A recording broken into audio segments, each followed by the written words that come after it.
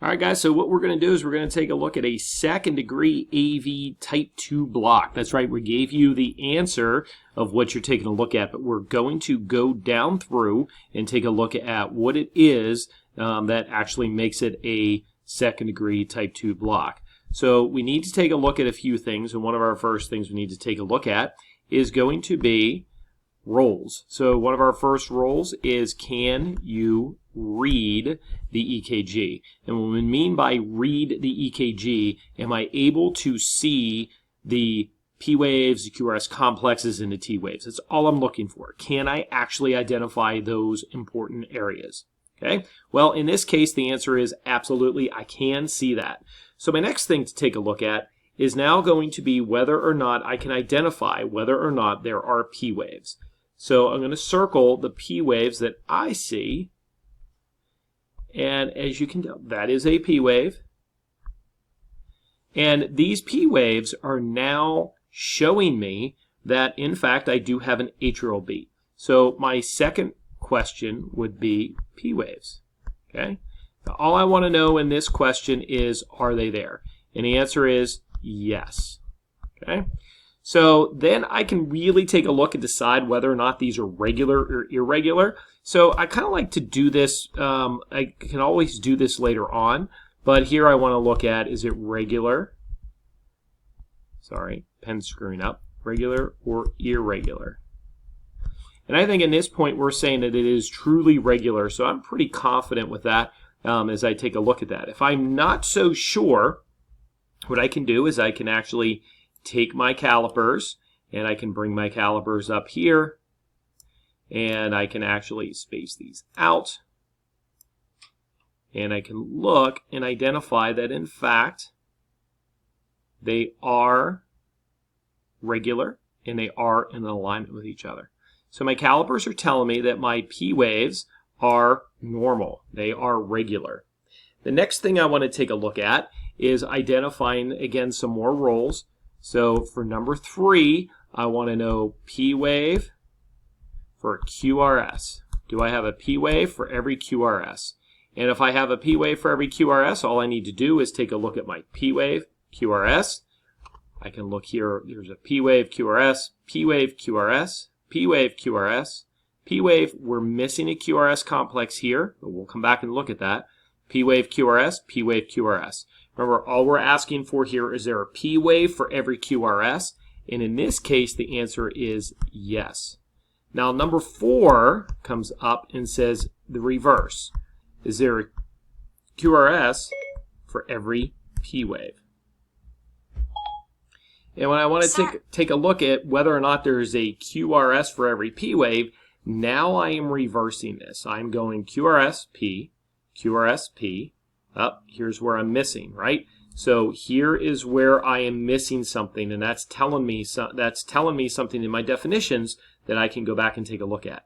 Now I have a QRSP, QRSP, QRSP. So my answer is here, QRS for every P. The answer is no. My next role that I want to take a look at is I need to start measuring some things.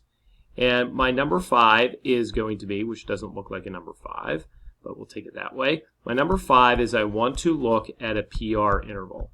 So now if I take a look at a PR interval, something here that I want to take a look at, I'm going to use my calipers, and I'm going to move my calipers up here. And now I'm going to look for my PR interval. And when I look at my PR interval, all I'm doing is measuring from the beginning of the P waves to the beginning of the QRS complex. So here you can see that I have measured a PR interval. And now I am just, for my simplicity, just for the way that I am, you will notice that this is equivalent of about 3 blocks, right? So 3 squares. So if I look at this, this is 3 squares, and I want to make sure that this is always going to be consistent for things that I'm looking at. So I can come down here and I can move this to the next area, and that is consistent. Don't measure that one because there was no QRS, and these appear to be pretty consistent, and I think I missed one way down here. And that is pretty consistent. So I do have a PR interval. It is actually 3 blocks, and if I remember that, my 3 blocks, so if I go my 3 blocks times my 0.04, okay, that actually comes out to 12, right? So my PR interval is actually a 0.12, and I'm going to say that it is normal and it is consistent. That's going to come back into play here in a minute. My next role is going to be, what is my QRS complex? Or I could even, actually, let's take a look at this. Let's go with my atrial rate. Okay, so I like to take a look at my atrial rate. And when I take a look at my atrial rate, I can just bring my calipers back up.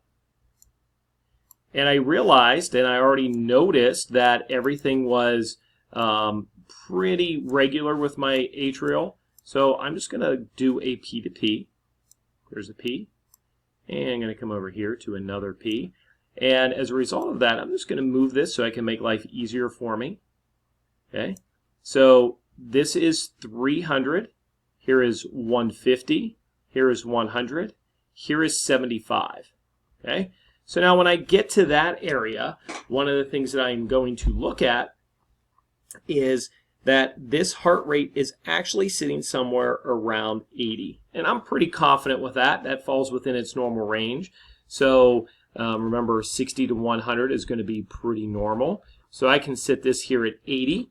And now I'm going to come down here, and we're now going to deal with rule number 7, which happens to deal with the QRS.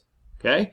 So I want to look at my QRSs, and I first look to see whether or not my QRS complexes are all regular, right? Do they all look normal? And if they all look normal, that's fantastic. Then I need to take a look at whether or not they're regular or irregular. Now, I am looking here, and I got a R to R, and I'm going to move this down. And here is where my dropped beat is supposed to be. And I just simply mark that, and now I am right back in alignment. So I have a R to R that is essentially regular, okay? And the only thing that's making it irregular in here is going to be where that drop beat is. And if I were to pull this back up, I would see that because this is actually irregular, I should be counting this now. 1, 2, 3, 4, 5. You could say that that has a rate of 50. Because that's how many times that the ventricles have actually perfused. So this is now going to be a good old rate of 50. Okay, so we know that there is a difference that is existing here. And if I wanted to go back and look at anything else, I would notice that actually my atrial is probably somewhere around 60 if I counted it that way versus 80 the way that I did it, because it was regular. And that's why I did it in 2 different ways, is because it was regular. Therefore, I can do the 300, 150, 175, 60, 50, and then after that, everything is pretty much unreliable. So now I want to take a look at my QRS, and I want to find another part of my QRS, and now I want to take a look at rule number 8, and I want to look at my QRS duration, right? So I want to look at my QRS duration, and here I'm going to find a QRS complex. So here's one, and I'm going to come right over here, and I'm going to take a look at where that QRS duration is going to be. So in this case, I have found that I measured from my QR into my S, and really when I measure this out, it is actually at 3 blocks as well, and that comes out to 0.12. So really, by definition, I am just on the edge of being normal. So that is being a QRS duration of at least 0.12. So I know that it's regular, and now I need to know what my rate is, and I think we found that out earlier, right? It's a bradycardia. It's a rate that is less than 60, so therefore it is at 50. So if I put all of this stuff together, I need to try to figure out what in fact is going on. So I need to start applying some rules, right? So in my head, I've already started to figure some of this out. One of my biggest areas that I need to take a look at is going to be right here at rule number 4, rule number 5, and this kind of gives me a little indication at 6 and 7 as well, but we're going to take a look at something here, right? So when I get to number 4, when I look at rule number 4, it says that I have a QRS duration and asks about QRS versus P, and I say no. When I say no, that means that it drops me down via definition to either a second degree type 1, a second degree type 2, or a third degree heart block. It has to be 95% of the time one of those. So that means that we have to know the definitions for some things, right? So here's where rule number 4 comes into play. Second degree type 1 has a PR interval. Okay, has a PR interval. It gets progressively longer until it finally drops a beat.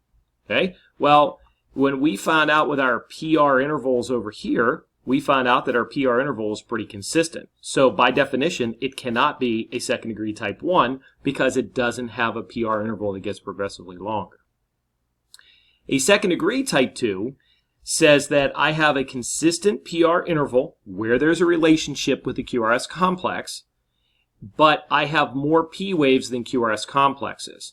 Okay, so my PR interval is okay, but I have more P's than QRS complexes. And if I take a look at the definition of following down through my rules, I have more P waves than QRS complexes, as evident by number 4, and I have a normal PR interval where this exists, and that means that since it's consistent, it falls in line with definition for a second degree type 2 block. Now, what does this mean for you in a clinical setting? It means that you still need to reach down and check for a pulse in this individual. At this rate of a ventricular rate that is sitting somewhere around 50 to 80, again, we have to check for a pulse. They may be doing very well with this. On the other hand, if it is a slower rate, they may not be able to perfuse very well, and they would become symptomatic, which then may require some treatment. Okay, so this is a cold read, basically what we call a cold read, meaning that there is essentially no patient attached to it. So it is good to identify what the rhythm is, but you have to put it in context with the patient to determine whether or not the patient requires treatment or not. All right, I hope this has helped you with identifying particularly the difference between a second degree type 1, a second degree type 2 block. We did not go through the definition of a third degree block because we already found out the definition of the second degree 1 and second degree 2 as we went through the rules and definitions. If you're looking for more information, keep an eye on this page and you'll start to see more. Thanks.